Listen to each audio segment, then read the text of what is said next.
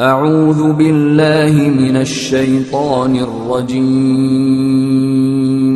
بسم الله الرحمن الرحيم.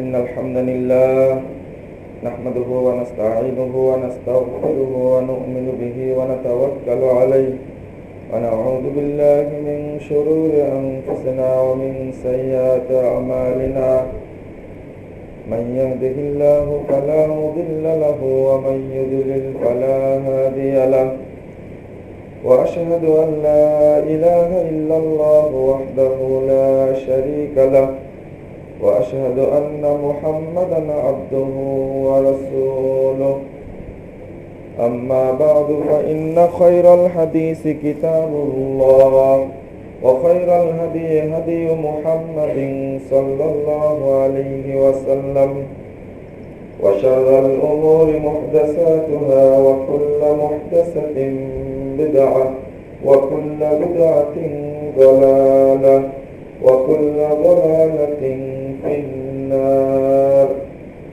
فقد قال الله تعالى في كلامه المجيد والفرقان الحميد: أعوذ بالله من الشيطان الرجيم. ومن يشاقق الرسول من بعد ما تبين له الهدى ويتبع غير سبيل المؤمنين نوله ما تولى ونصله جهنم وساءت مصيرا. عن أبي هريرة رضي الله عنه قال: قال رسول الله صلى الله عليه وسلم: كل أمتي يدخلون الجنة إلا من أبى. قيل: من أبى يا رسول الله؟ قال: من أطاعني دخل الجنة ومن عصاني فقد أبى. رواه البخاري. عن أنس رضي الله عنه قال: قال رسول الله صلى الله عليه وسلم: لا يؤمن أحدكم حتى أكون أحب إليه من والده وولده والناس أجمعين. متفق عليه. যাবতীয় হামদ সানা মহান রব্বুল আলামিনের জন্য এবং যাবতীয় দরুদ তাসলিম বর্ষিত হোক শেষ নবী আহমদ মুস্তাফা মুহাম্মদ মুস্তাফা সাল্লাল্লাহু আলাইহি ওয়াসাল্লামের প্রতি। সুন্নাতের মূল্যায়ন। সম্মানিত মুসলিমবৃন্দ, মুহাম্মদ সাল্লাল্লাহু আলাইহি ওয়াসাল্লাম একমাত্র অনুসরণীয় ব্যক্তি মানুষের মধ্যে। তাকে আমরা শ্রদ্ধা করি, মহব্বত করি, ভালোবাসি, কিন্তু তার রেখে যাওয়া আমানত, সুন্নাত বা আদর্শ সেটাকে মূল্যায়ন করতে পারি না। আসলে ভালোবাসা, শ্রদ্ধা করা, মহব্বত করা এর মূল উদ্দেশ্য হল রাসূলুল্লাহ সাল্লাল্লাহু আলাইহি ওয়াসাল্লামের সুন্নাহকে মূল্যায়ন করা। আমরা মূল্যায়ন করতে ব্যর্থ হই।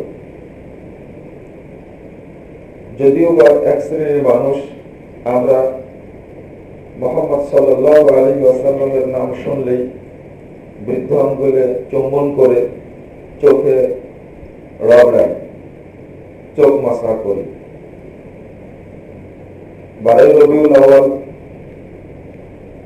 যেটা বিশুদ্ধ সূত্রে প্রমাণিত হয়, এই দিন রাসূল সাল্লাল্লাহু আলাইহি ওয়াসাল্লাম মৃত্যুবরণ করেছেন।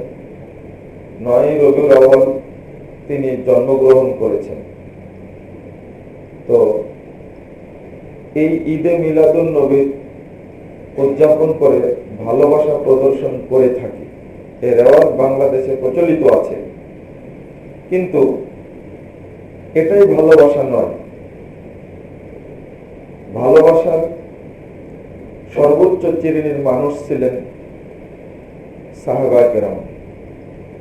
রাসূল সাল্লাল্লাহু আলাইহি সাল্লামকে তারা যত ভালোবাসতেন, আমরা পৃথিবীর সকল মানুষের ভালোবাসা এক জায়গায় করলেও একজন সাহাবীর ভালোবাসার সমতুল্য হবে না। কিন্তু তারা এটা করেননি। ঈদে মিলাদুন নবী নামে কোনো দিনও বের করেননি, দিবস পালন করেননি, দলিলও নেই। ওইটাকে ভালোবাসার নজির হিসাবে আমরা উপস্থাপন করি যে আমরা মুহাম্মাদের উম্মত, তাকে আমরা শ্রদ্ধা করি, ভালোবাসি। এর নাম ভালোবাসা নয়। মুহাম্মদ সাল্লাল্লাহু আলাইহি সাল্লাম আমাদের জন্য পূর্ণাঙ্গ আদর্শ উপস্থাপন করেছেন। যে ব্যক্তি যখন যে ক্ষেত্রে অবস্থান করবেন, ওই ব্যক্তি তখন সেক্ষেত্রে রাসূল সাল্লাল্লাহু আলাইহি ওয়াসাল্লামের আদর্শ পূর্ণরূপে মেনে চলবেন। এর অর্থ হল মহব্বত করা, মূল্যায়ন করা। আল্লাহ বলছেন সূরা আহজাব 21 নম্বর আয়াত, লাকাদ কানা লাকুম ফি রাসূলিল্লাহি উসওয়াতুন হাসানাহ, তোমাদের জন্য সর্বোত্তম আদর্শ নিহিত রয়েছে মুহাম্মদ সাল্লাল্লাহু আলাইহি সাল্লামের মধ্যে। এটা আল্লাহ বলে দিয়েছেন। যে ব্যক্তি এই আয়াতে বিশ্বাস করে, এই ব্যক্তির জন্য, যে ব্যক্তি ঈমান এনেছে কোরআনের প্রতি, আল্লাহর প্রতি, ওই ব্যক্তির জন্য ফরজ হয়ে গেছে কিয়ামত পর্যন্ত রাসূলের চেয়ে শ্রেষ্ঠ আদর্শের ধারক এবং বাহক কাউকে গণ্য করা যাবে না। কিয়ামত পর্যন্ত একজনই শ্রেষ্ঠ আদর্শের ধারক, তিনি হলেন মুহাম্মদ সাল্লাল্লাহু আলাইহি সাল্লাম। যদিও 1450 বছর পার হয়ে গেছে, আজও কোনো বিজ্ঞানী, কোনো দার্শনিক, কোনো পণ্ডিত, কোনো মনীষী, কোনো ফকি, কোনো মুফতি, কোনো প্রেসিডেন্ট, প্রধানমন্ত্রী, মন্ত্রী, এমপি, চেয়ারম্যান, যে কোন ক্যাটাগরির মানুষ হোক না কেন, একজন ব্যক্তি আত্মপ্রকাশ করেনি যার আদর্শ, যার থিওরি, যার মতবাদ, যার নীতি, যার ইজম, যার তরিকা, যার মাযহাব মুহাম্মদ সাল্লাল্লাহু আলাইহি সাল্লামের চেয়ে উত্তম। আজও পারেনি, কিয়ামত পর্যন্ত প্রদর্শিত হবেও না। এই আয়াতই প্রমাণ করে লাকাদ কানা লাকুম ফি রাসূলিল্লাহি উসওয়াতুন হাসানাহ। এর দুইটা দিক রয়েছে। একটা দিক হলো, আমি সংক্ষেপে বলে শেষ করি, যে রাসূল সাল্লাল্লাহু আলাইহি ওয়াসাল্লামকে মেনে নিবে এই ব্যক্তির জন্য কয়েকটি ফায়দা রয়েছে। এক, এই ব্যক্তি যখনই বিশ্বাস করলো এই মর্মে যে আশহাদু আল্লা ইলাহা ইল্লাল্লাহ ওয়া আশহাদু আন্না মুহাম্মাদান আবদুহু ওয়া রাসূলুহু, দুইটা বাক্য আপনাকে সমান সমান রাখতে হবে। কিভাবে? আল্লাহকে যেমন ইবাদতের জন্য খাস করেছেন, ইবাদতের যোগ্য একমাত্র একজন, তিনি হলেন আল্লাহ, ইবাদতের যোগ্য।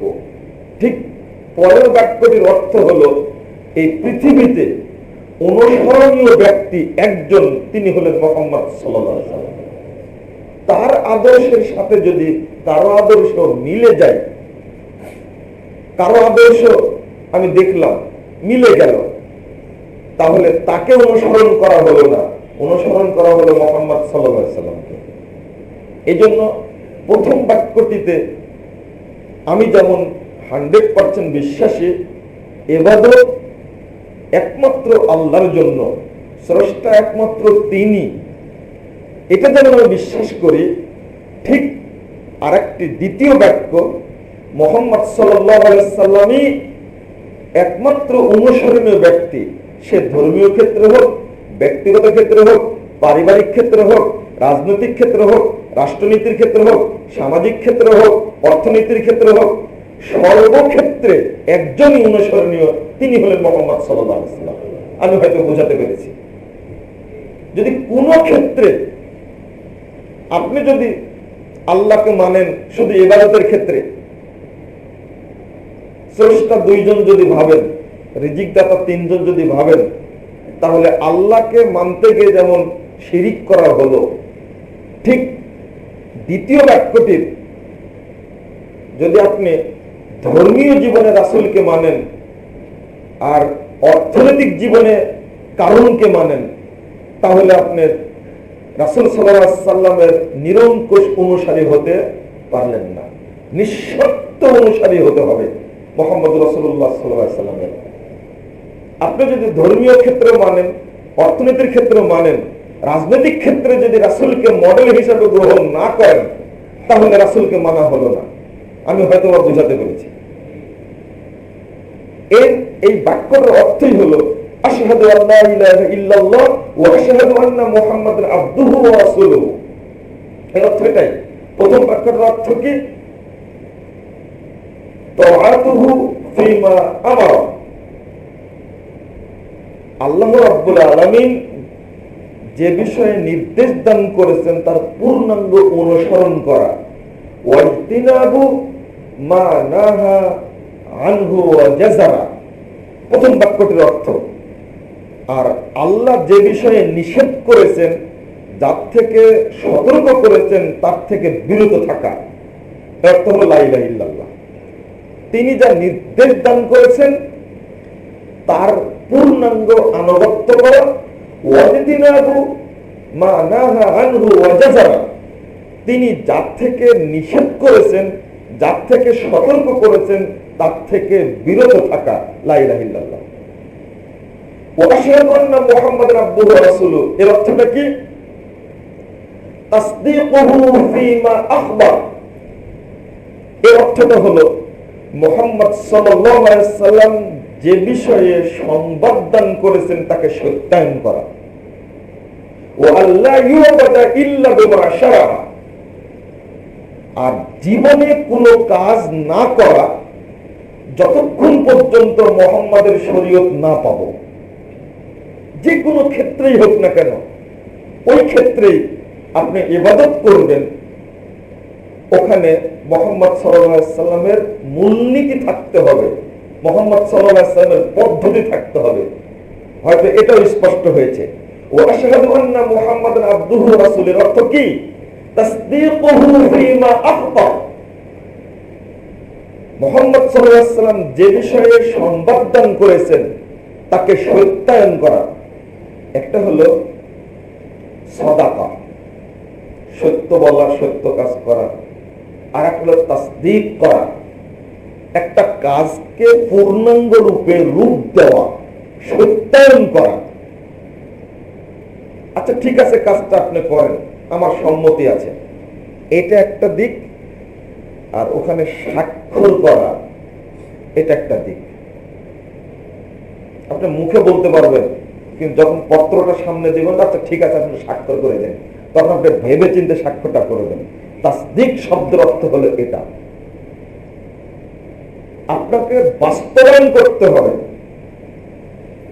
রাসূল সাল্লাল্লাহু আলাইহি সাল্লামের এই আদর্শকে বাস্তবায়ন বলতে তিনটা জিনিস বোঝায়।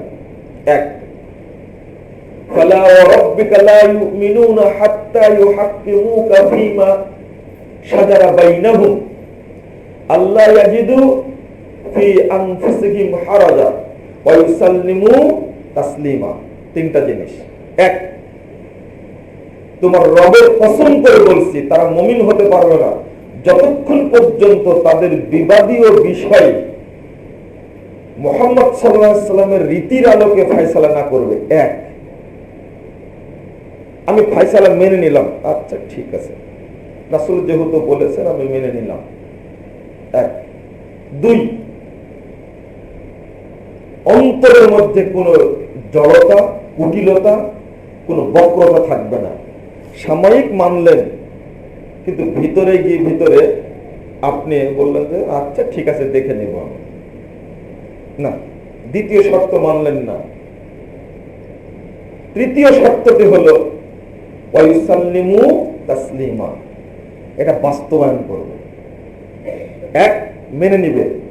দুই, অন্তর দিয়ে মেনে নিবে, অন্তরে কুটিলতা থাকবে না। তিন, বাস্তবায়ন করে দেখাবে। এটা রাসূল সাল্লাল্লাহু আলাইহি সাল্লামকে মেনে নেওয়ার নীতি, মূল নীতি।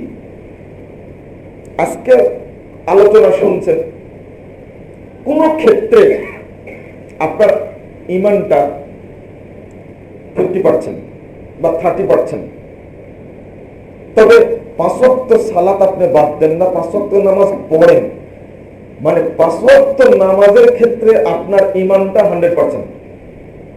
এই জন্য আপনি বাদ দেন না, ভয় করেন নামাজ না পড়লে জাহান্নামে যেতে হবে, নামাজ পড়লে পাপগুলো ক্ষমা হয়ে যাবে, নামাজ পড়লে অলসতা করলে আমাকে জাহান্নামের তলদেশে যেতে হবে। এই কথাগুলো জানা থাকার কারণে আপনার ঈমানটা 100%, তাই আপনি 5 ওয়াক্ত সালাত বাদ দেন না। কিন্তু বেহায়াপনা, বেহায়া, হারাম যে উলঙ্গপনা, ধরুন আপনি সারাদিন কি যেন যে ইন্ডিয়ার চ্যানেল দেখানো হয় কিরণমালা, হ্যাঁ আমার মনে থাকে না, আপনি 5 ওয়াক্ত মুসল্লি, তবে এটা যে হারাম এই আকীদাটা আপনার মধ্যে আছে, তবে এটা 30% বা 20%। যখন আপনার এই হারাম এই আকীদাটা 100-এ পৌঁছবে, সেদিন থেকে আপনার বাড়ি থেকে কিরণমালা দেখার অভ্যাস উঠে যাবে। যেদিন 100-এ পৌঁছবে, আপনি কি বুঝেন ইমানের বিষয়টা? আমরা কি বুঝি? আল্লাহ রাসূল বলছেন ইমানের শাখা হলো 70টি, বিজুম ওয়া সাবুনা শুবা, আফজালুহা কাউলু লা ইলাহা ইল্লাল্লাহ ওয়া আদনাহা ইমাতাতুল আযা আনিত তারিক। সর্বোত্তম শাখা হলো লা ইলাহা ইল্লাল্লাহ বলা, সর্বনিম্ন শাখাটা হলো রাস্তা থেকে কাটা কষ্টদায়ক বস্তু ফেলে দেওয়া। আর শেষে বলছেন ওয়াল হায়াউ শুবাতুম মিনাল ঈমান। তবে এটাও জেনে রাখো, হায়াটাও, লজ্জাশীলতা ঈমানের একটা শাখা। লজ্জাশীলতা ঈমানের শাখা কেন? ঈমান তো আকীদার ব্যাপার। রাস্তা থেকে কষ্টদায়ক বস্তু সরিয়ে দেওয়া এটা ঈমানের শাখা হলে কি করে? ঈমানের সাথে এটা তো আমল একটা, মানে প্রত্যেকটি কাজের সাথে ঈমান জড়িত। যে বিষয়ে ঈমানটা আপনার 100-এ পৌঁছে গেছে, ওই বিষয়ে আপনি কি তৎপর। যে বিষয়ে 50% আছে, 30% আছে, 70% আছে, ওই বিষয়টা আপনি 100% মনে করেন না বলেই আপনি গ্রহণ করতে পারেননি। আমি হয়তো বুঝাতে পেরেছি। ঠিক আপনার অন্তরে রাসূল সাল্লাল্লাহু আলাইহি ওয়াসাল্লামের মুহাব্বতের ব্যাপারে, বিধান মেনে নেওয়ার ব্যাপারে আকীদাগত দিক থেকে একেবারে পূর্ণ বিশ্বাস থাকতে হবে, তবেই পারবেন আপনি সার্বিক জীবনে রাসূলের আদর্শ মেনে নিতে। তাসদীকুহু ফীমা আখবার, একটা উদাহরণ, মাত্র একটা উদাহরণ। তাসদীক কাকে বলে? রাসূল সাল্লাল্লাহু আলাইহি ওয়াসাল্লাম যা বলেছেন তাকে মেনে নিতে হবে, সত্যায়ন করতে হবে। এটা দ্বারা আপনি কি বুঝেন? 4407 নম্বর হাদিস মুস্তাদরাক হাকিমে আসছে। রাসূল সাল্লাল্লাহু আলাইহি ওয়াসাল্লাম কে মেরাজে নিয়ে যাওয়া হলো, মেরাজ থেকে ফিরে আসলেন। আসার পরে তিনি মক্কায় বসে মানুষকে জানালেন যে আমি আজকে রাত্রিতে এখান থেকে বাইতুল মাকদেসে গেছি, বাইতুল মাকদেস থেকে আমি প্রথম আসমান, দ্বিতীয় আসমান, তৃতীয় আসমান, একেবারে সপ্তম আসমান, এমনকি সিদরাতুল মুনতাহা পর্যন্ত গেছি। আল্লাহর সঙ্গে কথা বলে আমি আবার জান্নাত জাহান্নাম দেখে, সে মুসা, ইব্রাহিম, আদম, ঈসা সব নবীগণের সাথে আলাইহিমুস সালাম তাদের সাথে সাক্ষাৎ করে আমি আবার ফিরে এসেছি। এই খবরটা যখন দিলেন, তখন এই যারা দুর্বল ইমানের মানুষ, ইমানদার তবে ইমানটা এরকম না, তারা ভাবলো যে আবু জাহাল যেটা বলছিল এতদিন এটাই ঠিক। কারণ কোন লোক পাগল না হলে এই ধরনের তথ্য পেশ করতে পারেন না।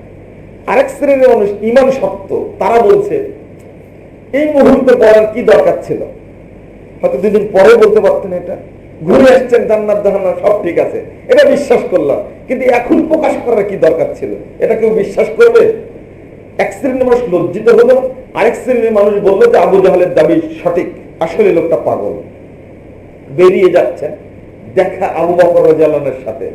আবু বকর শুনেছো কি যে এই ঘটনা, মোহাম্মদ নাকি এক রাত্রিতে গেছে বাইতুল মাকদেস, সে কত কিলোমিটার দূরে এখান থেকে প্রথম আসমানে গেছেন, সেই জান্নাত জাহান্নাম দেখে আল্লাহর সাথে কথা বলে ওই রাত্রিতে ফেরত আসছেন।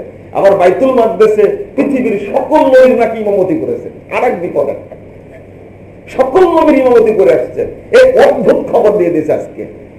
তখন আবু বকর রাদিয়াল্লাহু আনহু বললেন, কে বলেছেন এটা? তো বলছে, আরে মুহাম্মদই খবর দিয়েছে। তখন আবু বকর রাদিয়াল্লাহু আনহু বললেন, ওয়াইন ক্বালা মুহাম্মদ ফাকাদ সাদাকা, যদি মুহাম্মদই খবর দিয়ে থাকে তাহলে তিনি সত্যই বলেছেন।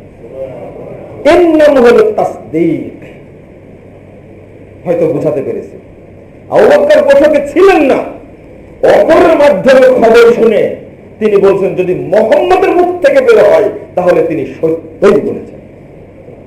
এর নাম হলো তাসদীক। এইটার অর্থ হলো ওয়া আশহাদু আন্না মুহাম্মাদান আবদুহু ওয়া রাসূলুহু। আমরা বুঝিনি, আমরা এটা বুঝতে পারিনি। যাক, আমি মূল আলোচনায় আসি। মুহাম্মদ সাল্লাল্লাহু আলাইহি সাল্লামকে আপনি মানবেন না কেন? ঘাটতি কোথায়? দেখেন কত বড় মানুষ মুহাম্মদ সাল্লাল্লাহু আলাইহি সাল্লাম। আশ্চর্য, সকল নবী রাসূল বাইতুল মাকদেসে উপস্থিত, সব নবী রাসূল 2 রাকাত সালাত পড়বেন, 2 রাকাত। সেখানে আদম আলাইহিস সালাম আছেন, ইব্রাহিম আলাইহিস সালাম আছেন, যিনি আবুল আম্বিয়া, সমস্ত নবীর বাপ আর সমস্ত মানুষের বাপও আছেন। মুসা কালিমুল্লাহ আছেন, ঈসা রূহুল্লাহ আছেন। এত বড় বড় ব্যক্তি। এই হাদিস প্রমাণ করে যে ঈসা আলাইহিস সালামকে উঠা নেওয়ার পরে আবার দুনিয়ায় আসছিলেন। সহিহ মুসলিমের হাদিস, আবার আসছিলেন দুনিয়ায়। দুনিয়া একবার দেখে গেছেন। উনি তো গেছেন আরো 1000 বছর পূর্বে, কিন্তু পরে আবার আসছিলেন।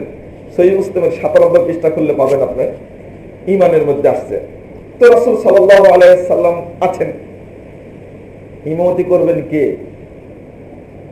জিবরিল আমিন উপস্থিত হয়ে আল্লাহ রাসূলের হাত ধরে বলছেন, সবাই থাকলো, ইমাম আজকে আপনি। টেনে নিলেন। আল্লাহ রাসূল সালাম ফেরানোর পরে দেখছেন যে কুল্লু নবিয়্যিন মিনাল আম্বিয়া, আমার পিছনে যারা মুক্তাদি ছিলেন তারা পৃথিবীর সকল নবী রাসূল উপস্থিত ছিলেন। এরপরে রাসূলকে আপনি মানেন না, আমি মানি না। আমরা কত নিমুখ হারাম দেখছেন। আদমের সামনে ইমামতি করলেন, ইব্রাহিম আলাইহিস সালামের সামনে ইমামতি করলেন, মুসা আলাইহিস সালাম, গোটা পৃথিবীর শাসক সুলাইমান, দাউদ, 2 বাপ বেটা, তারা পিছনে, মুহাম্মদ সাল্লাল্লাহু আলাইহি সাল্লাম সামনে। এত বড় মর্যাদার অধিকারী আমাদের রাসূল মুহাম্মদ সাল্লাল্লাহু আলাইহি সাল্লাম। এরপরে আমি নিমুখ হারাম রাসূলকে মানতে চাই না। রাসূলের মর্যাদা কত বেশি, কত বেশি, তুলনাই করা যায় না, ভাবাই যায় না। আমি যেন কি বলছিলাম যে 2টা সাইড।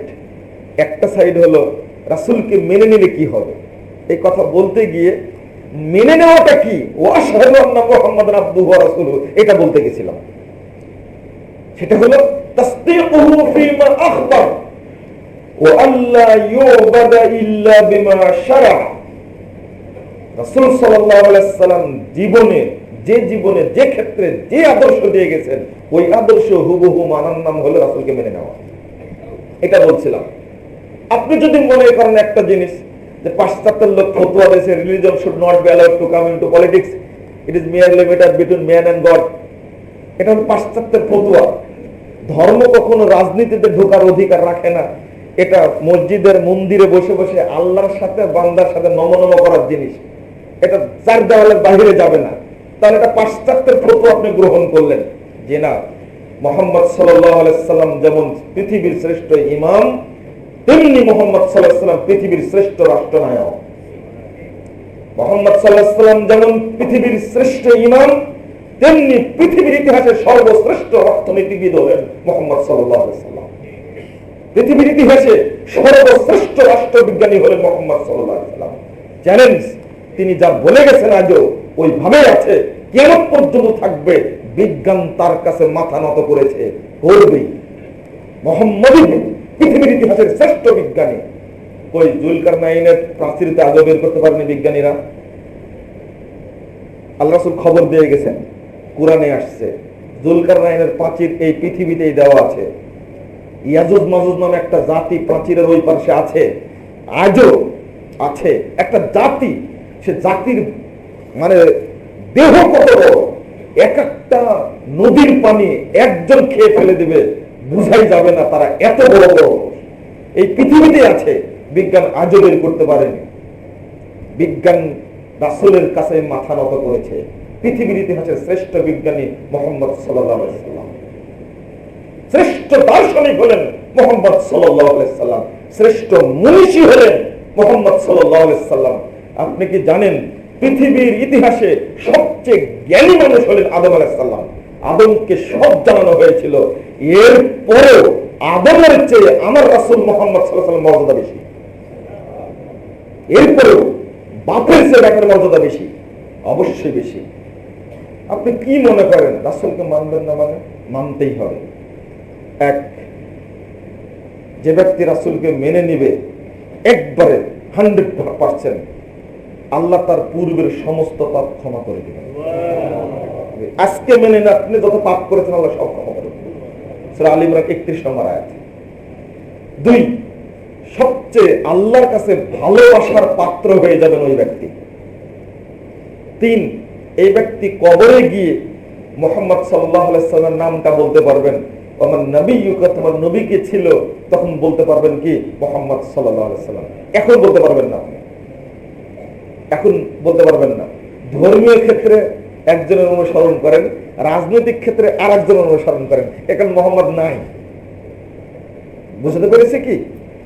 কত একজন ব্যক্তি আমার কাছে খুব জোর ধরে এসে বলছে যে আপনি যে কথাটি বলেছেন যে জেলখানা থেকে একজন আলেম আপনার কাছে চিঠি লেগেছে, এটা মিথ্যা কথা।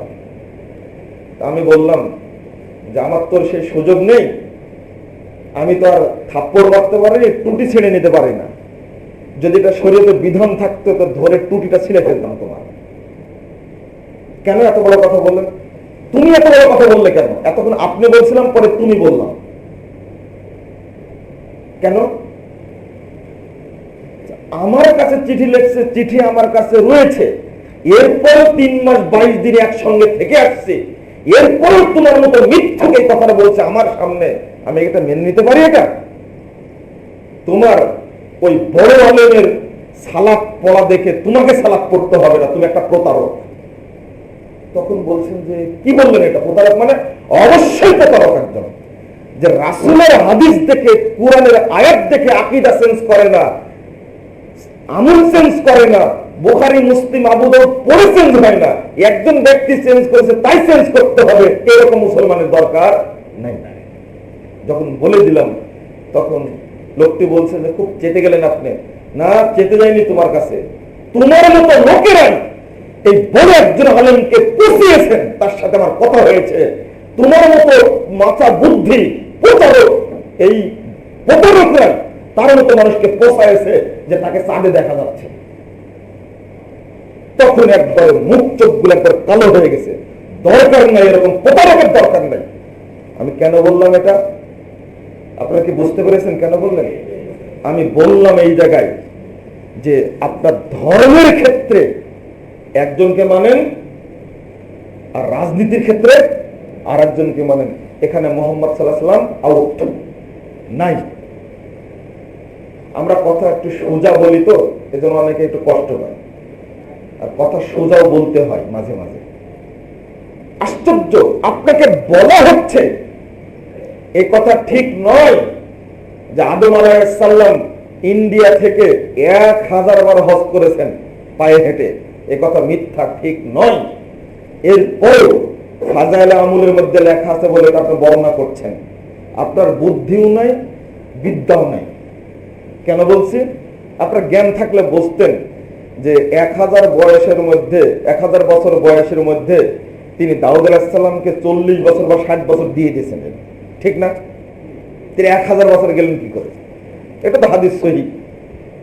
তাহলে 960 বছর বা 940 বছর তার বয়স, 1000 বার হজ করলেন কি করে? এক।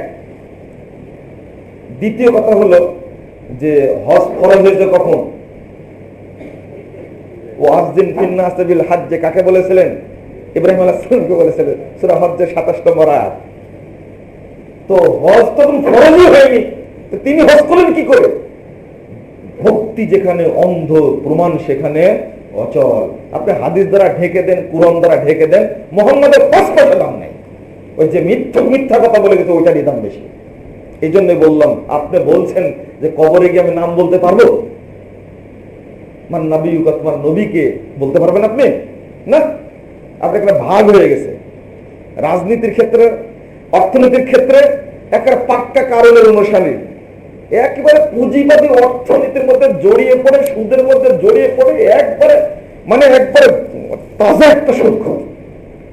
রাজনীতির ক্ষেত্রে হিসাব করতে গেলে দেখে যায় একবার ফেরাউন নমরুদের চেয়ে কমে না। আর একটা যদি হিসাব করতে পারে, আমি যদি ধর্মের ক্ষেত্রে বলি যে আমি কি, তাহলে দেখতে পারবেন একটা পাক্কা মাজার পূজারী, পাক্কা কবর পূজারী, পাক্কা পীর পূজারী। এখানে মুহাম্মদ সাল্লাল্লাহু আলাইহি ওয়াসাল্লামের 5 পয়সা দাম নাই। আমি এই জন্য খোলা বললাম আপনাদেরকে, না, সর্বক্ষেত্রেই একজন ব্যক্তিকে মানতে হবে, তিনি হলেন মুহাম্মদ সাল্লাল্লাহু আলাইহি ওয়াসাল্লাম। আর একটি প্রশ্ন করা হবে কি জানেন কবরে? ওমা দীনুকা, তোমার দিন কি ছিল? উত্তর কি দিবেন? ইসলাম, তাই না? আসলে কি ইসলামকে মানি আমরা? খুব কষ্ট হয় যে এটা।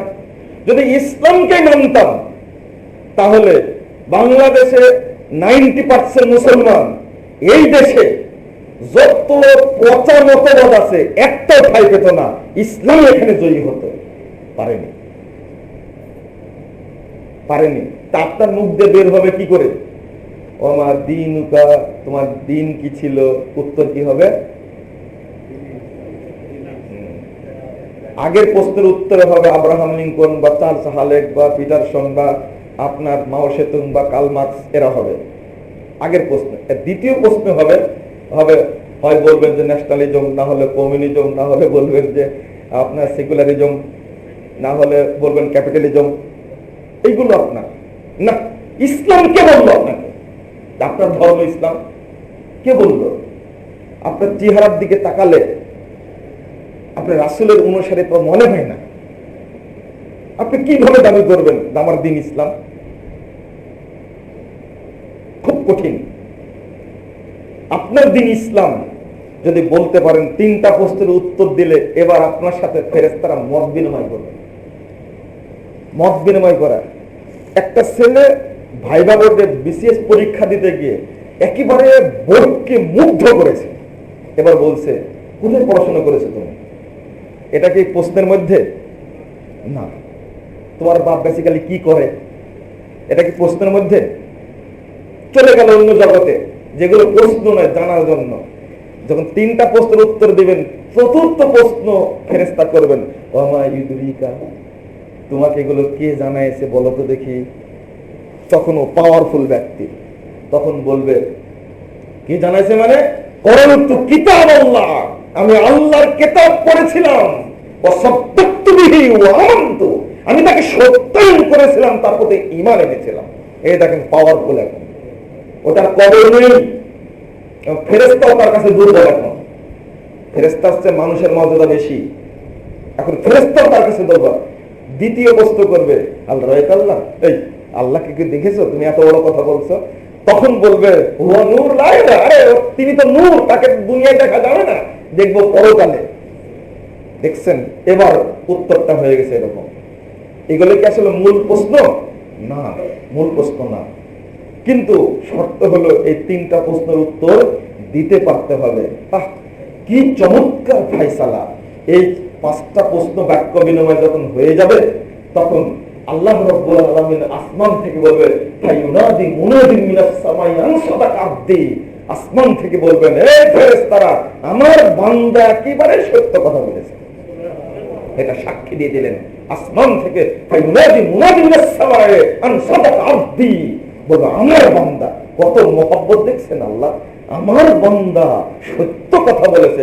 ফাফরিশুহু মিনাল জান্নাহ ওয়ালবিসুহু মিনাল জান্নাহ ওয়াফতাহু বাবানিল জান্নাহ, তোমরা জান্নাতের পোশাক পরা ওই লোকটাকে, জান্নাতের বিছানা বিছায় দেওয়া লোকটার জন্য, এই লোকটার জন্য জান্নাতের সব দরজা খুলে দাও। তার কবরটা প্রশস্ত করে দাও, এমন প্রশস্ত করে দাও যেন ওর চোখ যতদূর যাবে মাদ্দা বাসারিহি, যতদূর যাবে চোখ যতদূর যেন দেখতে পায়, ওইটার কবর থাকবে না। জান্নাতের সুগন্ধি আসার ব্যবস্থা করে দাও। ওটাকার কবর থাকলো, ওটার কবর নেই। আল্লাহর ফায়সালা সাথে সাথে সাথে সাথে। আল্লাহ রাসূল যে বলেছেন, আপনারা কি ওই হাদিসটা জানেন না? অবশ্যই জানেন। যে ব্যক্তি প্রত্যেক সালাতের পর আয়াতুল কুরসি পড়বে, লাম ইয়ামনাহু মিন দুখুলিল জান্নাহ ইল্লা মাউত, ওই ব্যক্তিকে জান্নাতে প্রবেশে কেউ বাধা দিতে পারবে না, কেবলমাত্র মৃত্যু। মরলেই জান্নাতে যাবে, মরলেই জান্নাতে যাবে। এই সার্টিফিকেটটা পেতে হবে তো। 4, এই ব্যক্তি কিয়ামতের মাঠে প্রথমেই 50,000 বছরের লম্বা দিনে প্রথমেই এই ব্যক্তি কাউসারের পানি পান করবে। এই ব্যক্তি মুহাম্মদ সাল্লাল্লাহু আলাইহি ওয়াসাল্লামের শাফাআত লাভ করবে। আর আমি যে হাদিসটা বলেছি, রাসূল সাল্লাল্লাহু আলাইহি ওয়াসাল্লাম বলেন, কুল্লু উম্মতি ইয়াদখুলুনাল জান্নাহ, আমার প্রত্যেকটা উম্মতি জান্নাতে প্রবেশ করবে, ইল্লা মান আবা, তো আমাকে যে মানে না সেই ব্যক্তি জান্নাতে যাবে না। জিজ্ঞেস করলেন সাহাবীরা, আপনাকে মানে না, এবার কোন কথা? সাহাবীরা একটা জিনিসটা জানতেন না, রাসূলকে মানবে না এক শ্রেণীর মানুষ পৃথিবীতে হবে। আজকে তো 100-এর মধ্যে না 1000-এ একটা পাওয়া যাবে কিনা রাসূলকে মানে 100%, এরকম লোক 1000-এ পাওয়া মুশকিল হবে। বাস্তব হয়ে গেছে সাহাবীদের ধারণাটা। সাহাবীরা জানতেন রাসূল মানবে কিনা। তখন রাসূল সাল্লাল্লাহু আলাইহি ওয়াসাল্লাম বলেন, মান আতানি দাখালাল জান্নাহ ওয়া মান আসানি ফাকাদ আবা। এটা তো জানো না কেন তোমরা, যে আমার আনুগত্য করবে সে জান্নাতে যাবে, আর যে আমাকে মানবে না সে আবার সেই অস্বীকার করে। আমি বলতে চাইছিলাম মূল্যায়ন। বন্ধুরা আমার, আমরা কিভাবে মূল্যায়ন করি? একটা হাদিস শুনুন, 2090 নম্বর হাদিস, সহিহ মুসলিম। কিভাবে রাসূলকে মানবেন আপনি, একটু গুরুত্ব দিবেন আপনি কি করে। আমরা তো হর হামেশা জুতাটাও করতে জানি না, পানিটাও খেতে জানি না।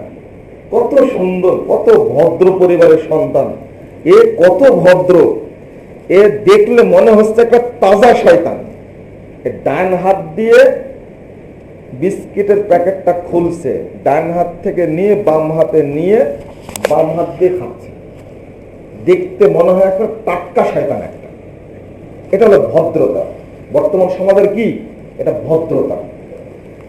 পানিটা খাচ্ছে, ডান হাত দিয়ে পানি ঢেলে বাম হাত দিয়ে খাচ্ছে। ডান হাত দিয়ে চাটা নিয়ে বাম হাত দিয়ে খাচ্ছে। কোন হাতে খাওয়া সুন্নাত? ডান হাতে।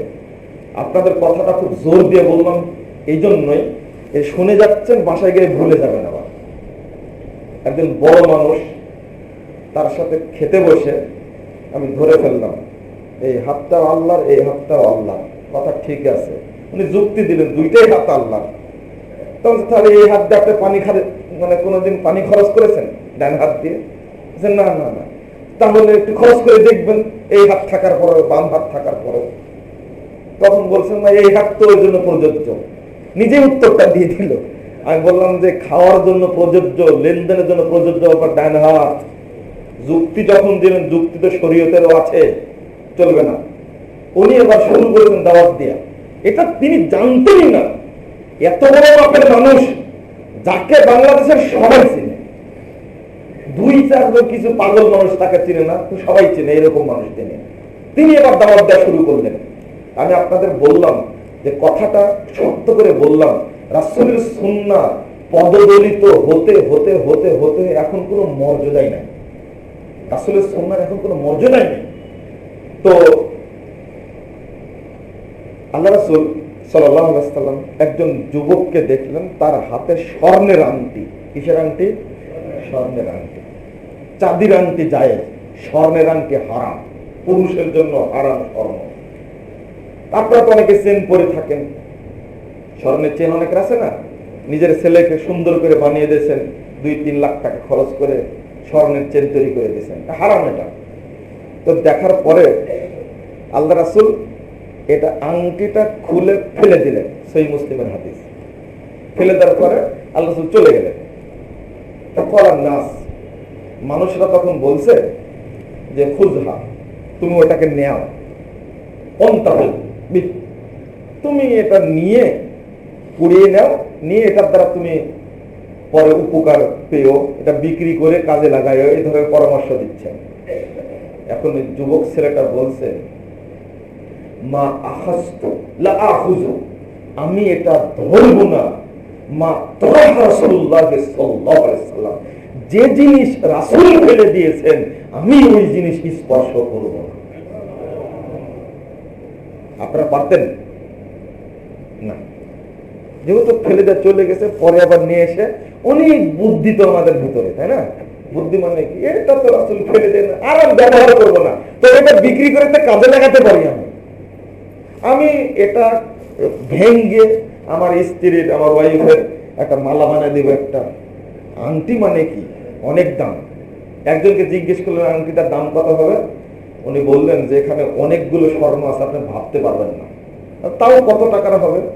তো উনি বলছেন যে আপনি বুঝছেন না, উনি বলছেন যে প্রায় 7 লক্ষ টাকার স্বর্ণ আছে এখানে। তাহলে 7 লক্ষ টাকার স্বর্ণ কি এর মানে আরো বেশি হওয়ার কথা? তো বলছেন না, সেই প্রক্রিয়া এটা অন্য জায়গায় থেকে কিনা। আমি বললাম যেটা চলবে না। ধরুন এই ছেলেটার আংটির দাম কত হবে? যতটুকুই হোক না কেন, অন্তত আংটি দিয়ে তো একটা কিছু বানানো যাবে, অথবা এটা তার ওয়াইফকে দান করতে পারা যেত। সমস্যা ছিল কি? সমস্যা ছিল না। কিন্তু রাসূলের সাহাবী তিনি বলছেন, লা আখুযু মা তাহারা রাসূলুল্লাহ সাল্লাল্লাহু আলাইহি ওয়াসাল্লাম, আমি ওই জিনিস ধরবই না, যে জিনিস স্পর্শই করব না, যে জিনিস মুহাম্মদ সাল্লাল্লাহু আলাইহি ওয়াসাল্লাম আমার হাত থেকে ফেলে দিয়েছেন। আপনি পারবেন না। এটা ঈমান পরীক্ষা করে দেখবেন একটু। এটা তো একটা আংটির ব্যাপার বললাম, এই ছোট উদাহরণ দিয়ে আপনার কাছে বিরক্ত মনে হচ্ছে কিনা আল্লাহ পাক ভালো জানে। তবে সুন্নাত, সাহাবীরা মানতেন রাসূলকে, কিভাবে মানতেন। 5017 নম্বর হাদিস সহিহ মুসলিম। খাইবারের যুদ্ধের দিনে ও দেখা যাচ্ছে ওরা বহু গাধা রেখে পালিয়ে চলে গেছে, ইহুদিরা, খ্রিস্টানরা পালায় চলে গেছে। তো গাধা গনিমত হিসাবে পেয়ে গেছে সাহাবীরা, শত শত গাধা, শত শত সাহাবী আনন্দে গাধা জবে করে, একেতে বিজয়ের আনন্দ, ক্লান্ত মানুষ, এখন গাধার গোশত সবাই খাবে, একেবারে রান্না প্রায় শেষ, সেন্ট বের হয়েছে। আল্লাহ রাসূল তাবু থেকে বলছেন, কিসের সেন্ট বের হচ্ছে? বলছে সবাই গাধা রান্না করেছে, আনন্দে এখন গাধার গোশত খাবে। আল্লাহ রাসূল বললেন, বের হও, বের হও তাড়াতাড়ি, ঘোষণা করো, ঘোষণা করো গাধার গোশত হারাম। গৃহপালিত গাধার গোশত হারাম, বন্য গাধা জায়েজ, এখনো জায়েজ, গৃহপালিত গাধার গোশত হারাম, দৌড়াও আর বলে দাও। এবার আমরা হলে কি করতাম বলেন দেখি? আল্লাহ রাসূল বলে দিলেন, ঘোষণা করো, গোশত শব্দ ঢেলে ফেলে দেয়, পাতিল যেন ভেঙে দেয়। গোশত যেন কি করে? ফেলে দেয়, পাতিল যেন ভেঙে দেয়। তো রাসূল সাল্লাল্লাহু আলাইহি ওয়াসাল্লাম যুগটা যদি এই যুগটা হতো, তাহলে আমরা আবু বকর, উমর, উসমানকে একটা কমিটি গঠন করে রাসূলের কাছে পাঠাইতাম যে তোমরা একটু যাও, অন্তত আজকের রাত্রের জন্য যেন জায়েজ করে, এটা বলতাম আমরা। অন্তত এটা যদি নাও করতাম, বলতাম, মনে মনে বলতাম, কি দরকার ছিল এখন ঘোষণা দেওয়ার? ঘোষণাটা কালকে দিলেও হতো, বলতাম। এই ঘোষণাটা এখন দেওয়ার কি দরকার ছিল? আগামীকাল সকালে দিলে তো আমার গাধার গোশত খেতে পারি। 3 নম্বর শ্রেণীর যদি লোক থাকি আমরা, তাহলে গোপনে অনেকেই খেয়ে নিব। আচ্ছা, এটা তো রান্না হয়ে গেছে, খেয়ে ফেলে আজকে আর কোনোদিন খাবো না। কিন্তু হাদিসের শব্দ কি জানেন? এই শত শত সাহাবী, শত শত গাধার গোশতের মধ্যে একজন সাহাবীও এক পিস গোশত গাধার খায়নি, সবাই ফেলে দিয়েছে। মাঝে মাঝে রাগ হয়, মাজারে বসে যখন বলে যে আমার ঈমান আর আবু বকরের ঈমান একই রকম, আমার ঈমান আর আবু বকরের ঈমান একই রকম, উমরের ঈমান আর আমার ঈমান একই রকম। এরা কোন শ্রেণীর মানুষ? এবার চিন্তা করুন, ভাবুন, সাহাবীদের ঈমান কত শক্ত ছিল, কত শক্ত ছিল। ঘোষণা করে গেছেন, আর রাসূলের ক্ষমতা নেই। যদি 1 মিনিট দেরি করে মুহাম্মদ ঘোষণা করতেন, মুহাম্মদ সাল্লাল্লাহু আলাইহি ওয়াসাল্লাম কত আমানতদার ছিলেন, সাহাবীদের প্রতি মহব্বত দেখায় যদি 1 মিনিট ঘোষণা করতে দেরি করতেন, তাহলে আল্লাহ রাসূল তার রিসালতের দায়িত্ব পালন করেননি বলে প্রমাণিত হতো। দেখেননি কার কি মর্যাদা, হারাম ঘোষণা করার সাথে সাথে সাহাবীরা জানতেন এটা রাসূল ঘোষণা করেনি, এটা ঘোষণা করেছেন মহান আল্লাহ, অতএব এটা হারাম মেনে নিতেই হবে। এর নাম হলো সুন্নাতের মূল্যায়ন। মূল্যায়ন করা শিখিনি। মুগাফফাল নামে একজন সাহাবী তার ভাতিজাকে দেখছে এই হরিণকে, শিকারকে পাথর দ্বারা মারছে। 17 নম্বর হাদিস ইবনে মাজাহ। মারছে, তখন ডেকে বলছে, এই ভাতিজা শোনো, তুমি কি জানো আল্লাহ রাসূল নিষেধ করেছেন? না, হ্যাঁ রাসূলুল্লাহ সাল্লাল্লাহু আলাইহি ওয়াসাল্লাম নিষেধ করেছেন। কেন নিষেধ করেছেন? কারণ এটা দিয়ে মারলে শিকারকে ধরা যায় না, শিকারকে ধরা যায় না। দুইটা কাজ করে, ওই চোখ টানা করে দিবে না দাঁত ভেঙে দিবে, ও কষ্ট পাবে, ও খেতেও পারবে না ভালো করে, আর ধরতেও পারবে না, বরং তার চোখটা নষ্ট হবে, এই জন্য নিষেধ করে দিয়েছে। এই কথা বলে আর একটা কাজ করছে, ফিরে দেখছে আর একটা পাথর মারছে, ফিরে দেখছে কি আর একটা পাথর মারছে। মারার পরে এবার ভাতিজাকে বলছে, আমি তোমাকে বলছি উহাদ্দিসুকা আন রাসূলিল্লাহ সাল্লাল্লাহু আলাইহি ওয়াসাল্লাম, আমি তোমাকে রাসূলের হাদিস শোনাচ্ছি, তুমি আমার কথা মানলে? লা উকাল্লিমুকা আবাদা, মরা পর্যন্ত তোমার সাথে আর কোনো সম্পর্ক নাই, আমি তোমার সাথে কোনোদিন কথা বলবো না। এর নাম মূল্যায়ন।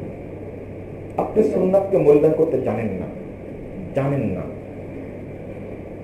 1017 নম্বর হাদিস সহিহ মুসলিমের মধ্যে আসছে, মুহাম্মদ রাসূলুল্লাহ সাল্লাল্লাহু আলাইহি ওয়াসাল্লাম বলেছেন, লা তামনাউ ইমা আল্লাহ, মহিলারা যদি মসজিদে যেতে চায় বাধা দিও না।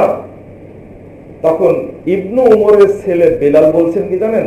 ওয়াল্লাহি লা নামনাউহুন্না, আব্বা আল্লাহর কসম করে বলছি মসজিদে নববীতে তাদেরকে আসতে দিব না, এটা ফিতনার যুগ।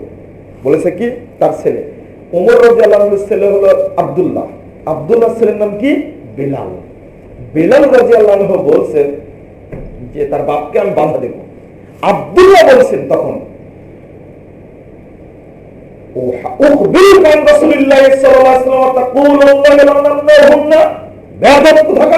আমি তোমাকে রাসূলের হাদিস শোনাচ্ছি আর তুমি বলছো বাধা দেব। মারার জন্য এগিয়ে গেলেন, ও সাব্বাহু সাব্বান সাইয়্যা, কঠোর ভাষায় গালি দিলেন, বেয়াদব কোথাকার, নাদান কোথাকার, তো এত বড় সাহস, আমি বলছি ভাবখানা এইরকম, মারার জন্য এগিয়ে গেলেন আর বলছেন বদমাশ কোথাকার, আমি তোমাকে বলছি রাসূলের হাদিস তুমি বলছো বাধা দেব। এটা শেষ সহিহ মুসলিমের অংশ।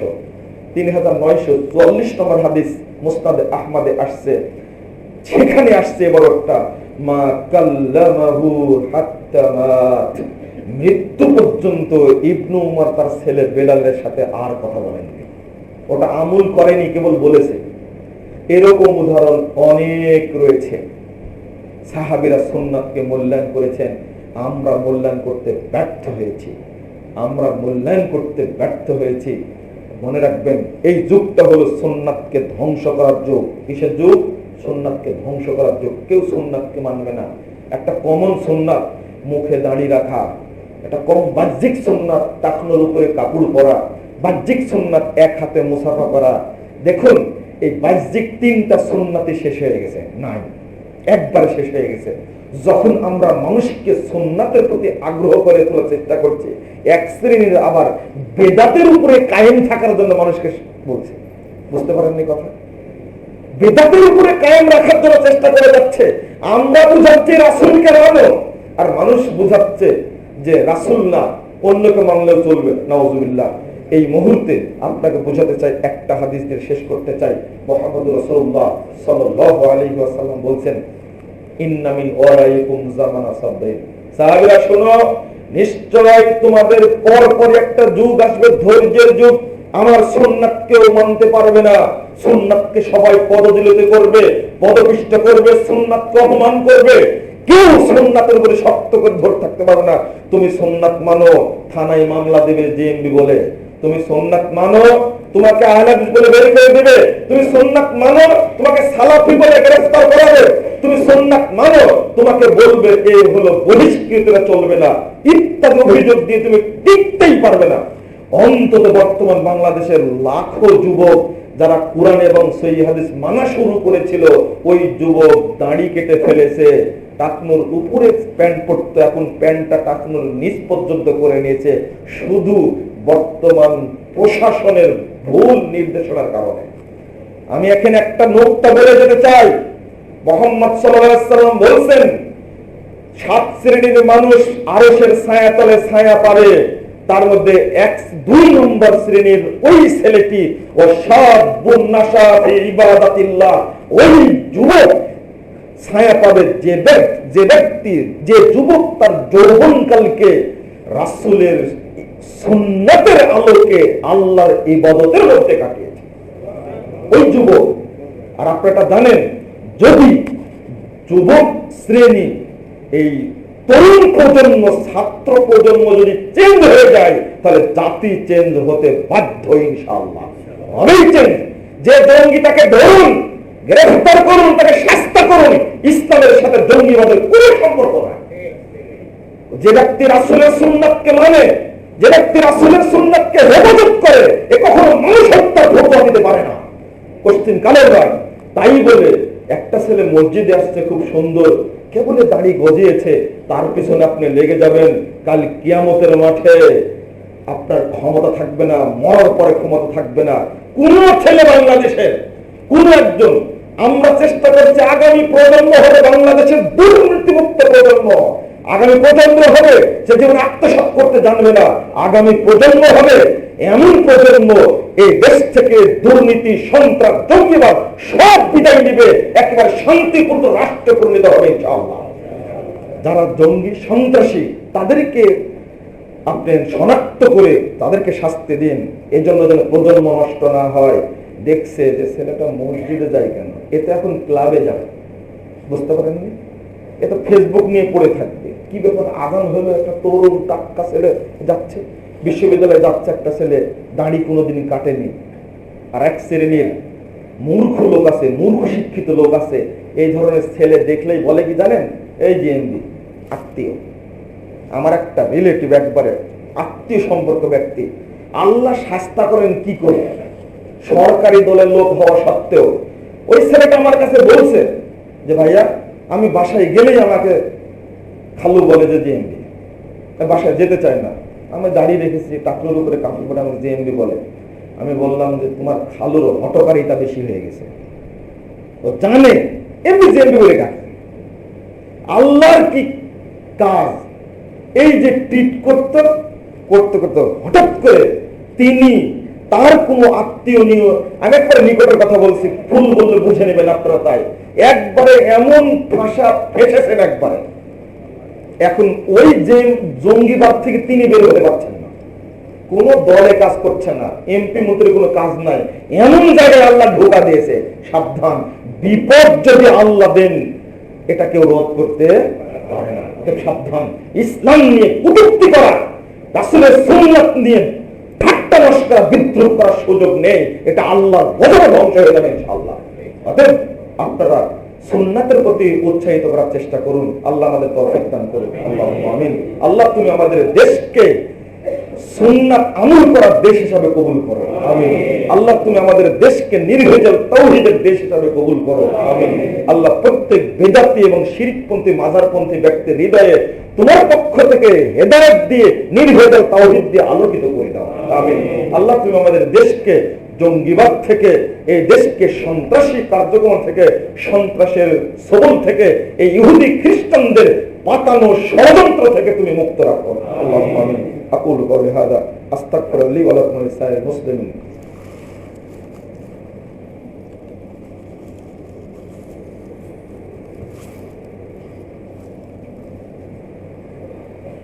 আলহামদুলিল্লাহি ওয়াহদা والصلاه والسلام على من لا نبي بعده اللهم صل على محمد وعلى ال محمد كما صليت على ابراهيم وعلى ال ابراهيم انك حميد مجيد اللهم بارك على محمد وعلى ال محمد كما باركت على ابراهيم وعلى ال ابراهيم انك حميد مجيد ربنا آتنا في الدنيا حسنه وفي الاخره حسنه وقنا عذاب النار ربنا اغفر لنا ذنوبنا وكفر عنا سيئاتنا وتوفنا مع الابرار اللهم اعز الاسلام والمسلمين اللهم اعز الاسلام والمسلمين وانصر اساطير الموحدين اللهم انصر من نصر دين محمد صلى الله عليه وسلم واجعلنا منهم واخذل من خذل دين محمد صلى الله عليه وسلم ولا تجعلنا منهم ربنا آتنا في الدنيا حسنة وفي الآخرة حسنة وقنا عذاب النار ربنا تقبل منا إنك أنت السميع العليم وتب علينا إنك أنت التواب الرحيم وصلى الله على النبي